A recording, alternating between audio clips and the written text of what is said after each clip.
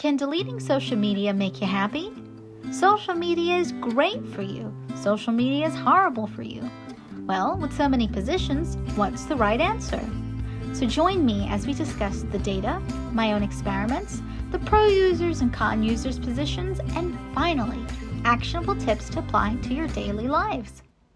The first social media site started in 1997, but its rise to popularity really started in 2004 with MySpace. Now, sites like TikTok, Instagram, and YouTube take precedence. The number of social media users have increased over the years too, with TikTok having an average of 1 billion monthly users. Moreover, the 21st century has seen a rise in new forms of technology and social media, which connects people, bridging our communities and different cultures together in an increasingly globalized world.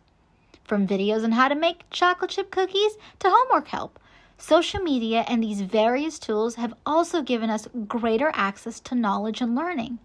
Yet, despite these many benefits, there have been numerous arguments on the negative effects of social media.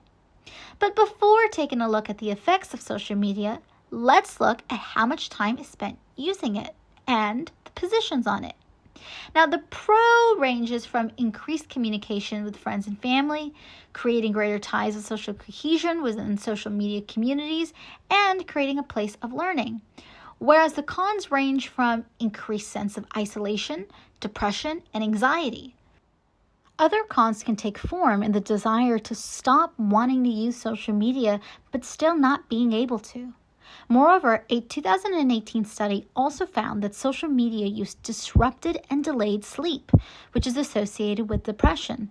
Social media users can affect users' physical health even more directly.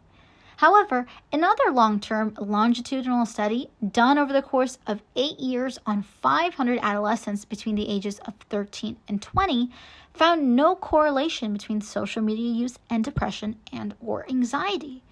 So, if the results are so varied and there has not been a conclusive enough study that gives direct answers, what does all of this mean?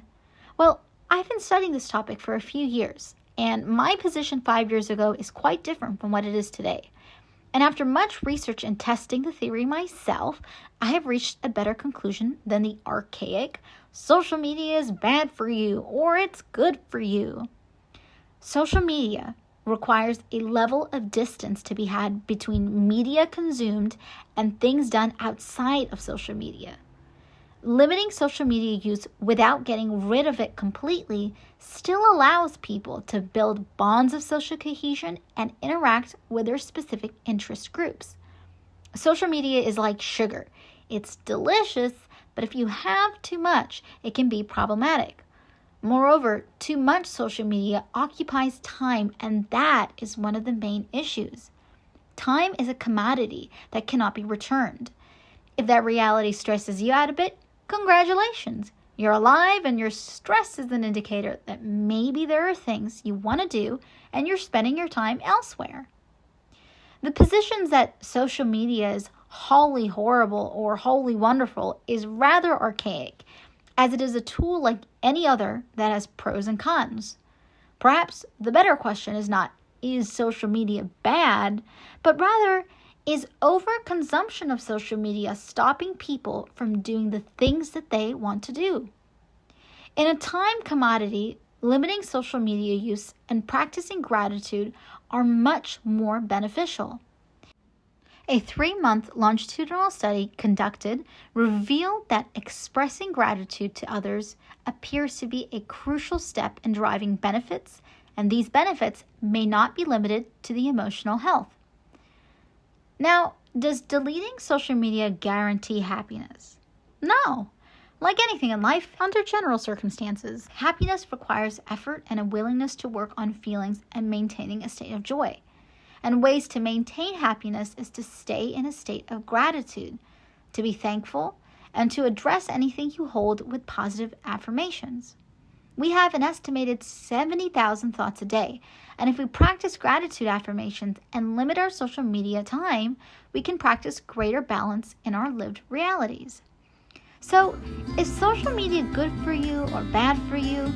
Well, The answer is that beyond being good or bad, one must limit their social media time and practice gratitude so that using social media does not detract from daily life. So until next time, bye!